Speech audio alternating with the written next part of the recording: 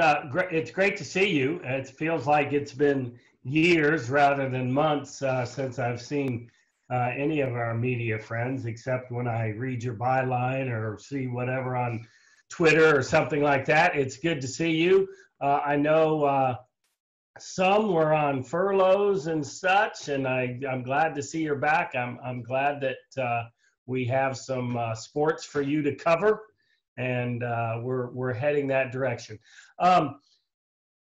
It felt like last night's decision, we had a kind of a new season. So we kind of had a rebirth and a restart, and we've had several starts to this football season, going back to when we moved up to week 0 to play earlier based on some medical information and some timing of testing and such, only to have, stoppages back during the volunteer workout times. But it does feel like we're in a different situation now. We've gotten some more information. We put new testing in place, and we're ready to move forward. I had an opportunity to meet with the football team today and share some information with them, and enjoyed it.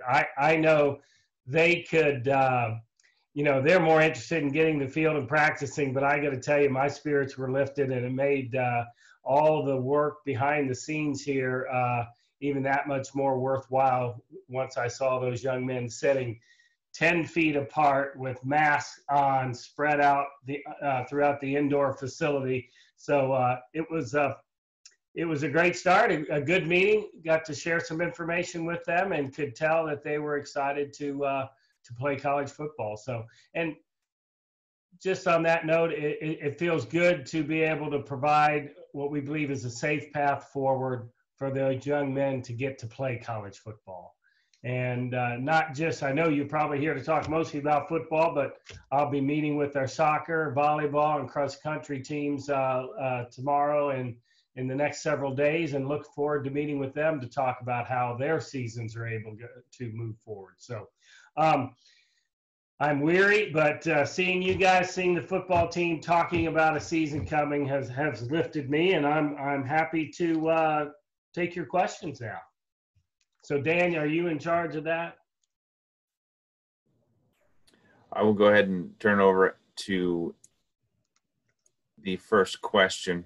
Everybody should be able to unmute yourself if you have problems. I will help. But Scott, I saw you raise your hand, so I'll go ahead and let you start it off. Yeah, Jeff, just wanted to ask, what's the status of the non-conference football game right now, both opponent and date? Yeah, great question, Scott. Good to see you. Candidly, without going into specifics, that non-conference thing has changed dramatically from the 0-week start to possibly a September 5th start. There was scenarios where we needed to have a 19th start. It ended up being the 12th. So while we had options there, we really couldn't put that option into place until we got the official Big 12 schedule. So we don't have that contract signed yet. We have a game. There will be a game there. One of my things is I don't announce it, even though we've got the verbal. Until that signed contract is here, I don't want to announce it, because I've made that mistake in the past, not gotten the signed contract and been embarrassed because I've released an opponent that we didn't play. So just soon as that piece of paper comes back, we will release that, and it should be in a matter of hours or for sure tomorrow, Scott. Question from Len Jennings. Go ahead, Len. Hey, Jeff, I just wanted to ask, because I know maybe getting a little bit too far ahead of things, but has there been any discussion about fans being able to attend games, and where are those discussions going, and the direction of getting fans into the stadium? Yeah, hi, Lynn. Yes, we have worked a number of scenarios, and we said this early on. Gosh, it seemed like 3 or 4 months ago now, but we've looked at 100%. It's not going to be 100%. We've looked at 75, 50, 30, 20. So we've worked through all those plans. We have them ready to go, but that will largely be based upon what our county medical folks say that we can have in our stadium. We're making a presentation to our university COVID-19 strategy team, I'll call it, and we'll present to them our plans, and we expect to have that endorsed, and then we will share that with the county officials and hopefully get that endorsed. And while we don't know yet, we think it, to be 50% or less, but we're not sure what that number will actually be. So you think you will have fans at the first game? No, I do. I don't do. know I how. think I do. Unless something changes dramatically, Len, with a COVID outbreak or something in the community, I think we will have fans in the stands. But again, that's just my thought at this point. It has to be approved really by the county. All right, we'll go to Benton, and then Matt Tate, you're on deck. Harold, you're in the hole. Hey, Benton. Hey, Jeff. How's it going? I just wanted to follow up on that non-con discussion. You said definitely September 12th will be the date. Did I hear you correctly? Yes, that is correct. We'll open Saturday, September 12th, and then we'll have a week off, and then we'll travel to Baylor for the conference opener on September 26th. And you said you didn't want to announce anything, so my assumption is you guys will not play Southern Illinois, because that was kind of what was in the works before. That was the August 29th 0 week date, but they won't. They're not in the. They're not the game on the 12th. Mm-hmm. And then I guess you got me. You bet and use crafty sucker. You got me with that question. It took a lot of brain power to figure it out. So are you guys changing an opponent this kind of late in the game? I mean, I'm sure that's not a hugely popular decision with coaches, because you do all this prep work for an opening opponent, and now it's different. What was kind of the response from the coaches about that? Well, if we've learned anything from COVID, you better be flexible, because something's ready to change. So, you know what? I think our coaches understand this is an unusual time, and they'll get ready, because they do have time to get ready. And you're right, they tend to start breaking down teams in a year in advance, and they won't have that in this case. But they'll adjust, they'll move, and they'll get things scouted out and ready for that opener on the 12th. I don't have any question about that. I think all of this, I think back about our football players, our student athletes, this is an incredibly unique experience we're all going through. And I just think an incredible learning situation is for them, because they've had to change and redirect and change their mindset and their thought processes. So I think it's a lesson for all of us, and we've got to be flexible, and we've got to be able to use that new popular term, pivot. We got to be able to pivot on a dime and move in the next direction. And then just one more quick thing from me. You mentioned you talked to the team today. I don't know, I guess, how long has it been since they've been able to practice? You mentioned that they're eager to practice again. I think, and again, they've been doing walkthroughs for the last several days. I don't think they've had their uniforms on. I think they're still doing walkthroughs, and because when that date got moved back, there was no reason to move forward with all the padded practices and such. So now we'll get back more to Coach Miles will put together a plan, and I haven't seen it, but I'm sure he's got a dozen different plans of when they'll come back and when they'll start practice in shells and then pads and getting ready for the start of the season. All right, Matt Tate, all you, and then Harold, you're right after Matt. Thank you. Hey, Jeff, how you doing? Hello, Matt. Good to see you. You as well. Hello to everyone else, too. Some people look a little different. That's kind of cool, especially Grizzly Benton. How about that? Hey, Jeff, I was curious, especially since you've talked with the team now, what have you told these guys, these players, and what do you expect that Les and his staff will tell these guys about how much of this successful season is on them? How much of making this happen and actually getting to play is on their decisions and the things they do and don't do? I mean, have you gotten into that yet? I know Commissioner Bowlesby talked a little about that this morning, and he emphasized it, I think. So what's your plan for emphasizing that, and have you started that? Yeah, I think the key emphasis, Matt, in my mind is, first of all, that I heard loud and clear through our coaches, but also through our student athletes and Coach Miles' Unity Council, that they wanted to play. They want to play college football. They want to have this experience. That's why they came to KU. That's why they came to college. in addition to the education, but they came to play college football. And so they wanted to play, but they want to play safely. And we owe it to them to create the safest environment we can to play football. I think we've done that. I think we've demonstrated that to them. And then one of the things we did earlier, and I don't know if it's been going 2 weeks now, but they meet, the student athletes, the players meet directly with a couple of our team physicians to get their questions answered about whether it's testing, whether it's about symptoms, whatever. They're meeting directly with the doctors. It's not funneled through coaches or trainers even. They're hearing from the physicians. And I think that's really key and important. I think sometimes programs will, want to filter everything through coaches and trainers. These are intelligent young people, and they've certainly been educated about COVID because there's been so much about the COVID-19 virus, and they're hearing conflicting things, so they want to hear it directly from the physicians. And for me, that's one of the things that our Kansas Team Health group that we brought together between UKHS and LMH and putting that team together. We've got the professionals, the high-level doctors to answer their questions very directly. So that's a long way of saying we know they want to play. We also know they want to play in a safe environment.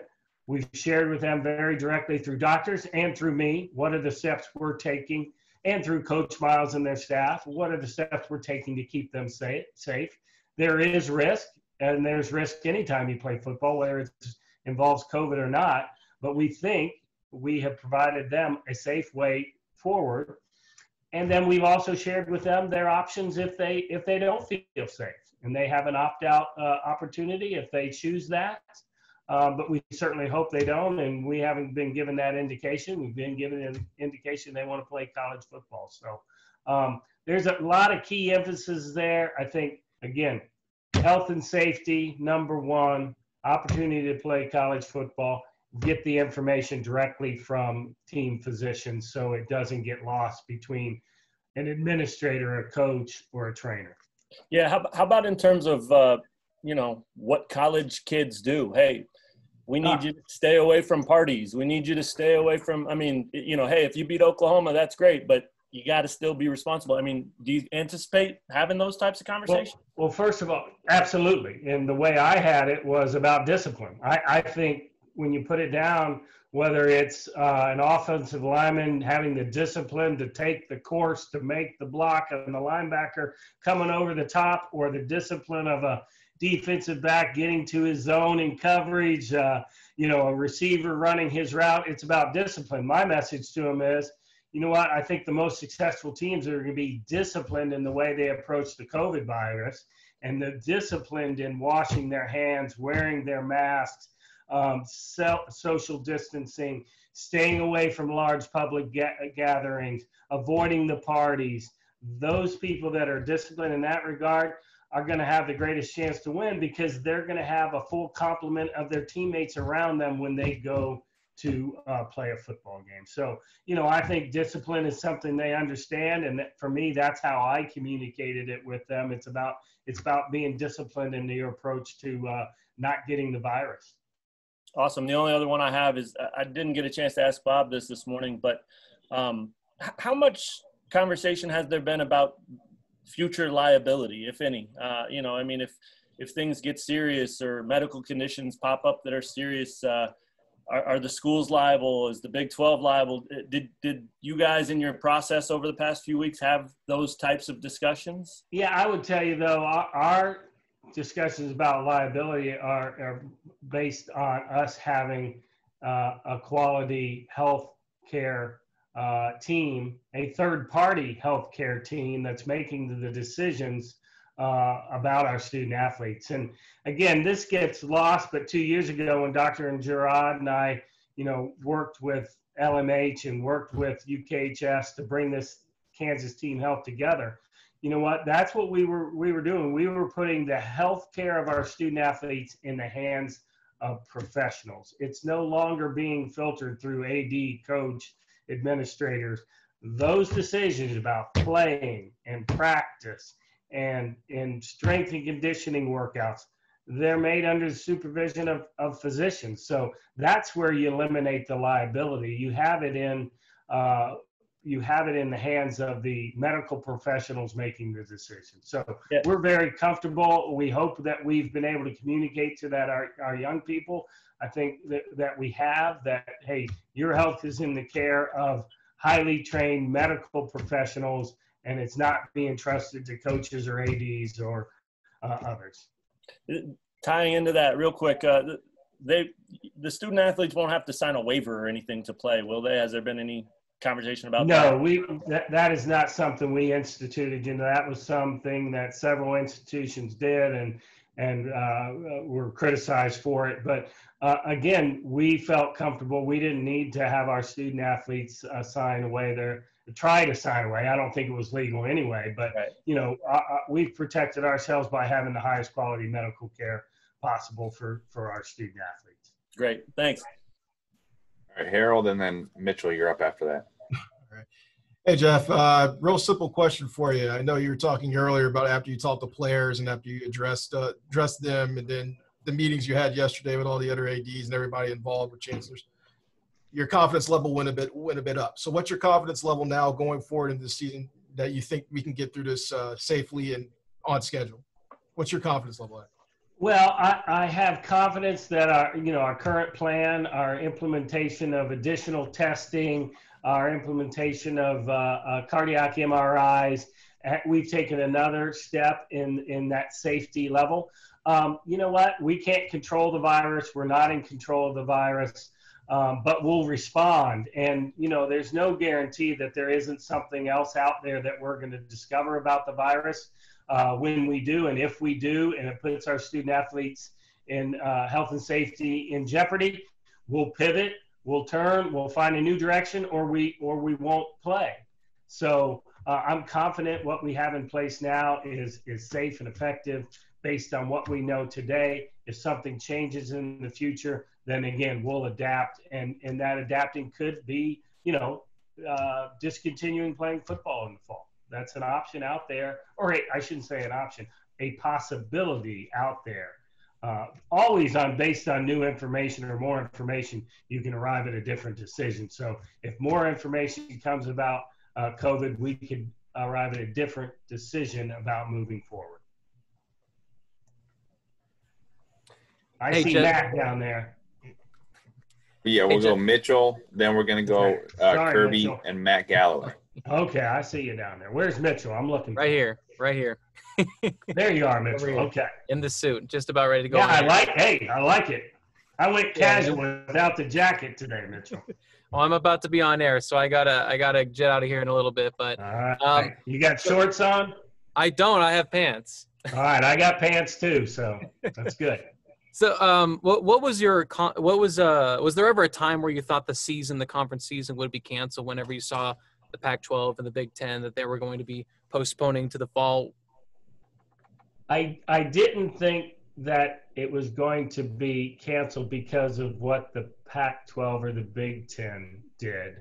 However, through the course of the last 4 to 5 months, you know, that it's been a roller coaster ride. It's been a pendulum back and forth between things are looking good, things are looking good, numbers are down. It's starting to go away, and then boom, here it comes back, and now we've got a high level. And so it's been forth, and candidly, I can say that there were a number of times when I was concerned that we wouldn't be able to play football this fall. It wasn't based on the Pac-12 Big Ten. Because again, as a Big 12 conference, you know, we have our medical team. Every school in the Big 12 has their medical team. We called in other professionals in to help us make this decision. So we really were focused on the Big 12 and what was in the best interest of our student athletes, and not really focused because the dynamics of what's happening in those states in the West or the states in the North are very different than what we have here. So we were going to make a decision based on the 5 states and the 10 schools in the Big 12. And another question I had, is there a threshold that would force the team not to play football or maybe another sport? And would that be more dictated on, let's say UT suddenly had a bunch of coronavirus cases? Would that impact the ability to play that game?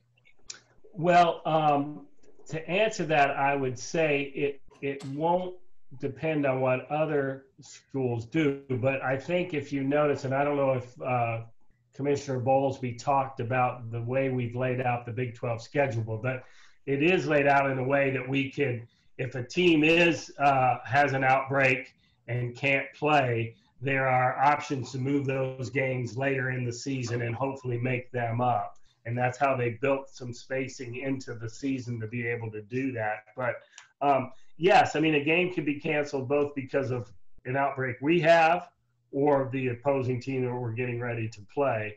But if it's either way, we would try to make that up within the confines of the Big 12 football season. And as we apply that to other sports, again, it'll be harder in those other sports because they typically play more often than just one game a week. So, but we'll try to get those games in going forward in the conference as well. All right, John Kirby, then Matt Galloway, and then Scott.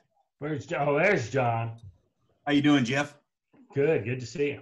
Good to see you. Hey, I got a question. I know somebody asked earlier about the crowd. How will you guys determine who gets in depending on the crowd size?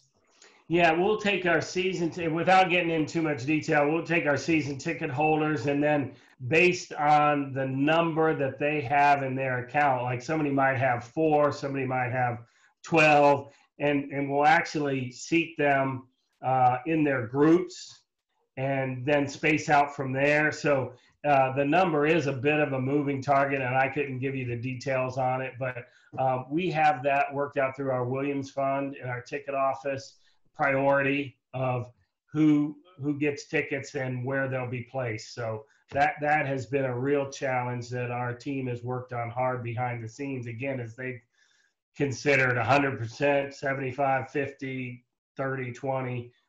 It's been a moving target for them. So they have a number of plans in place. And once we know from the county medical group what we're allowed to do, then we'll start the informing our season ticket holders and donors about their seats and where they'll be located and those kind of things. And I had one more question. I know with week 0, the team was allowed to start early. With the games moving back now, will they readjust the schedule of when they can get going again? Yeah, the NCAA's decision was that regardless of when your first game was scheduled, so our game was the 29th, we could start the 29 practice opportunities before that, right? So, but when things changed, they didn't say, okay, you're now playing the 12th, you have to go out of camp. They've allowed us to remain in camp. Obviously, Coach Miles has adjusted the schedule because we have much farther before that first game. So they went a much more time with walkthroughs, non-padded practices. But again, as we get back to closer to a normal fall camp situation, which, I don't know if it's today, tomorrow, this weekend, he'll start that progression of getting into pads and padded practices. We had already done the 5-day acclimatization period long before. We don't have to start that again. We've already passed through that. So really, Coach Miles has the flexibility. And again, candidly, looking in, I think he's given our players a good break and will build them to be ready for that first game.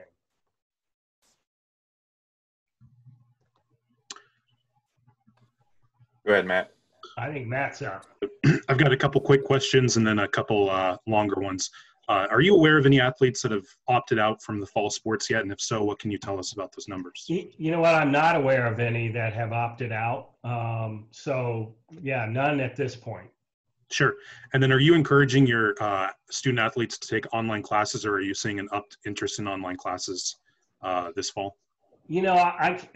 From my chair, I don't think there's an encouragement to take online classes. I think that there are many that are online and many that have combinations of in-person and online, and then others that will be allowed, you can opt to be in person or online. So I'm probably not the expert on that for athletics or the campus, but my understanding, there is a number of options that are all students will have about in-person and online courses. Sure.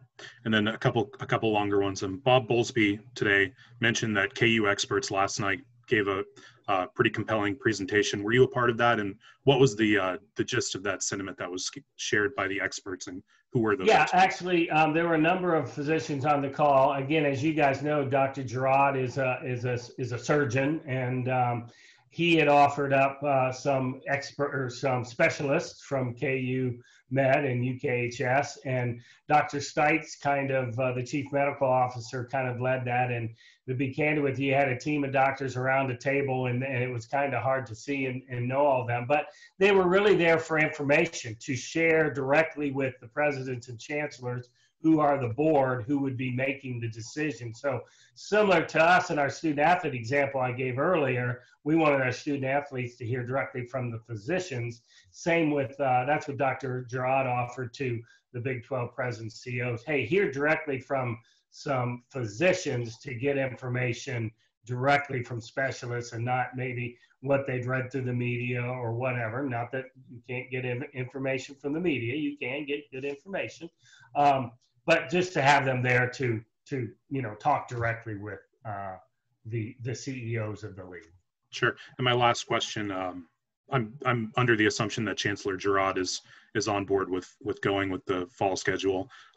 Having that kind of background that he has, and having him confident in making that step, does that kind of give you personal reassurance that he's among basically one of the top experts, I would have to imagine, among chancellors and presidents? It really does. And I go back to, again, the first thing, kind of he and I did was to work to form that Kansas Team Health. If we don't have Dr. Gerhart, a former med school CEO, and now our chancellor, boy, I think it would have taken years to put together that team.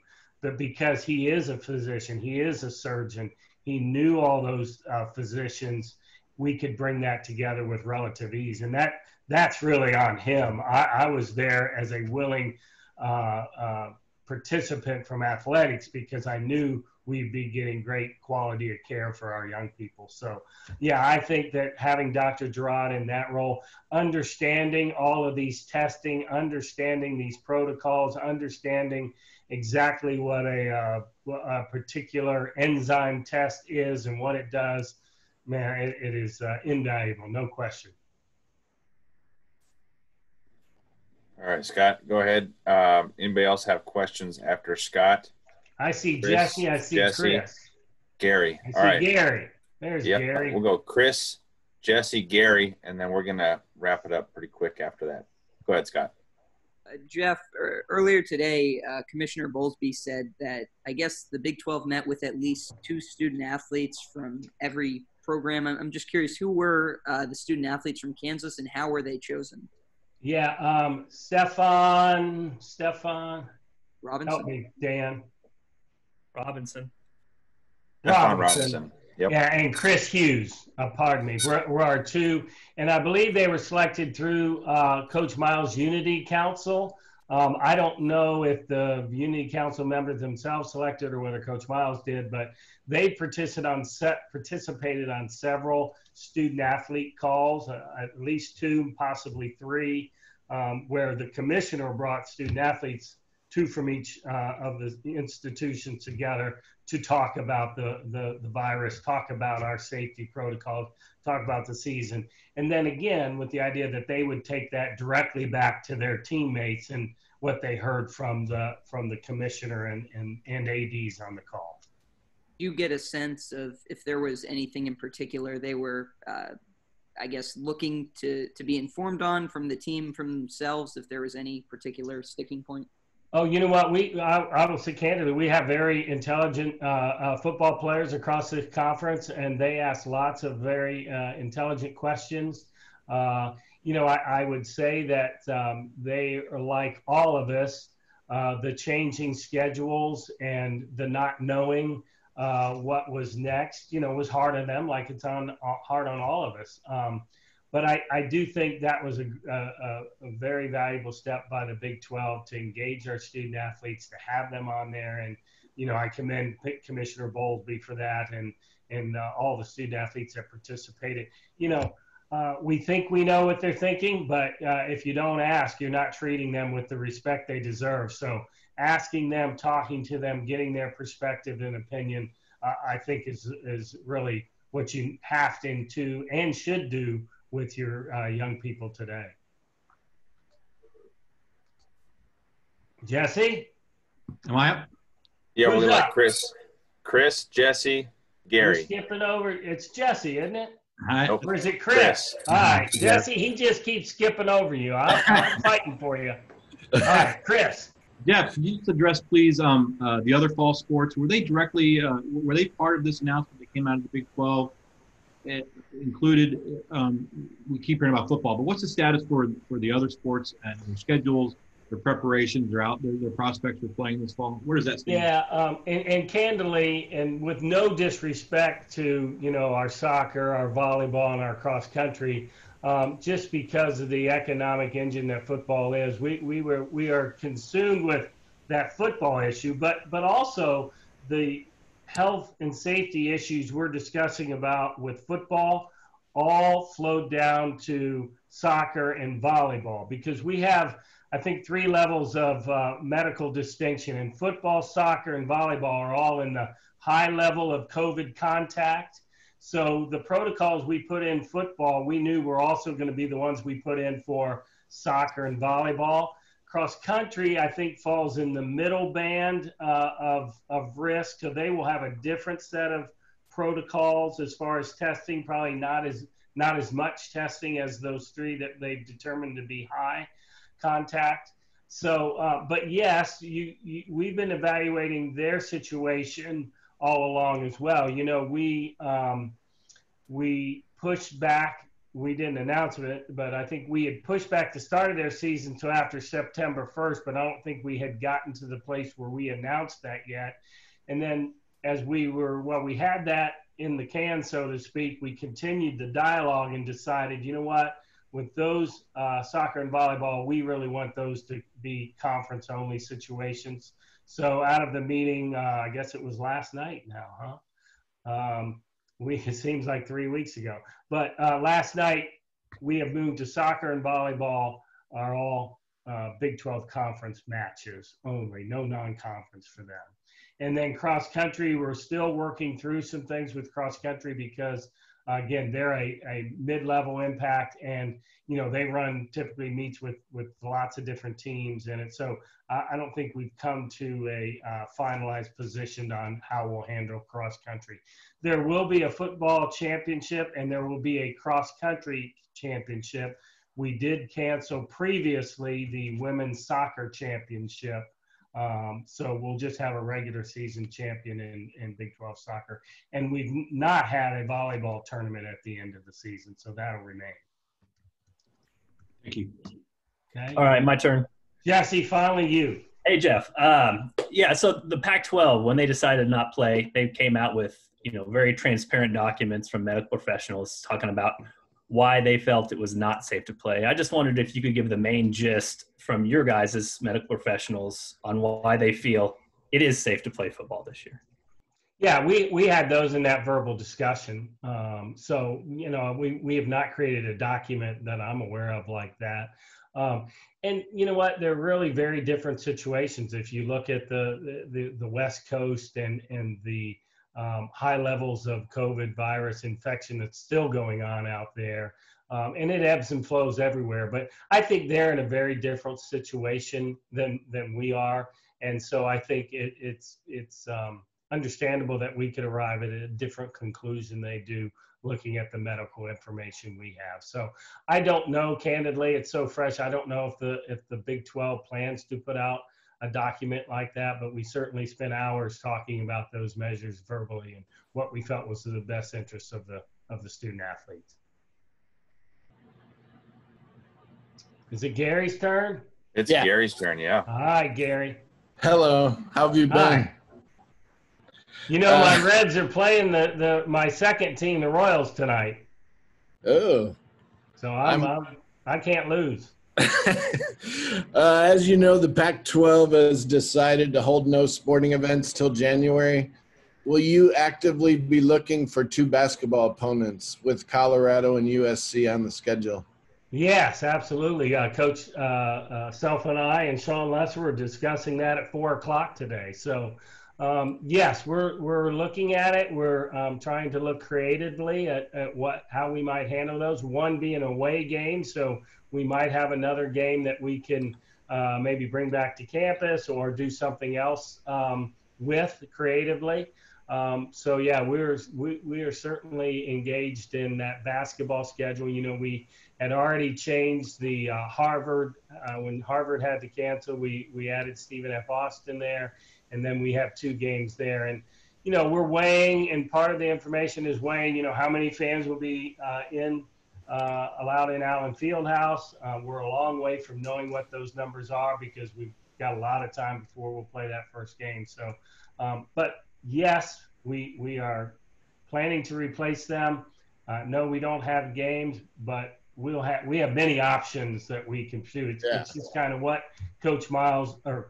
what Coach Self wants to do to you know, build the schedule, whether we play it at home, whether we get a creative tournament. All things are on the table at this point. Do you know about the wooden legacy tournament out in Anaheim? I mean, UCLA was in that. Have you heard anything about that yet? Sorry, Matt. Dan, I will say that yes, I have. Am I allowed to say? Oh, you cut out. I said sorry. that no, I know what's happening with the. Oh, I see what you're doing to me. There we what go. Did you say, Matt? I couldn't hear you. It's still Gary's turn, Matt Tate. Yeah, Gary would have wanted on you to ask Gary. that. That's not fair. Let me answer it this way with a non-answer. I think sitting here today, it'll be very difficult for that game to be played there in LA, given the current COVID virus situation. Excellent answer. And Gary, back to you. I was wondering, last thing, is there any chance of having late night since it's only 6 weeks away? You know, that's a very good question. I will answer it this way. I have no knowledge that we aren't going to have late night. So that's probably the best way I can answer that. We have, you know, our team works on that many months in advance, and I know they've been working on it, but candidly, I've not heard anything recently about a date and anything beyond that. Dan, can you help me there at all? Nope. Okay. All right. You said that you have no knowledge that you're not going to have late night. Yeah, I'm not aware that we're not going to have a late night event. Yeah, let me say that better. Okay. No, I just didn't hear it. Yeah, I didn't put the words together very well. I apologize. Other things, anything before we go? You guys have been good. Okay. All right. Well, look forward to seeing you in person. Let's get to volleyball, soccer, cross country, and football, and then the rest of them as we go through the year. Rock Chalk, guys. Thanks for coming on. Thank you. Thanks, everybody.